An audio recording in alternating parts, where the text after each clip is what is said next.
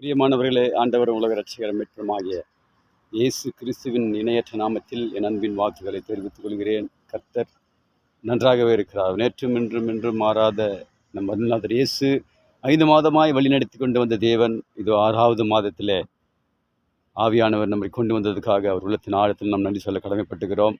இந்த நாளிலே இந்த மாதத்திற்கான வார்த்தை உங்களோடு கூட பேச ஆசைப்படுகிறேன். சங்கீதம் 121:2 சொல்கிறது, வானத்தையும் பூமியும் உண்டாக்கின கர்த்தரிடத்திலிருந்து ஒத்தாசை வரும். அநேகர் நினைக்கிறோம், ஒத்தாசை நமக்கு யாரும் பண்ணல, உதவி யாரும் நமக்கு பண்ண மாட்டேங்கிறாங்களே என்று நினைத்து கொண்டு இருக்கிற என் அன்பு சகோதர சகோதரிகளே, ஆவியானவர் நமக்கு உதவி செய்ய அவர் போதுமானவராக இருக்கிறார். அந்த மாதத்தில் அநேக தேவைகள் உண்டு. இருந்தாலும் ஆவியானவர் உனக்கும் எனக்கும் அவர் ஒத்தாசை தருகிற தேவன், உதவி செய்கிற தேவனாய் காணப்படுகிறார். தொடர்ந்து வார்த்தை கேளுங்க, அவரோடு கூட இருங்க. அது மாத்திரமல்ல, இந்த தேசத்தில் ஒரு மாற்றத்தை தேவன் உருவாக்க வேண்டும். வருகிற இந்த ஒரு ரிசல்ட்டில் ஆவியானவர் நல்ல ஒரு மனிதனை உருவாக்க வேண்டும்.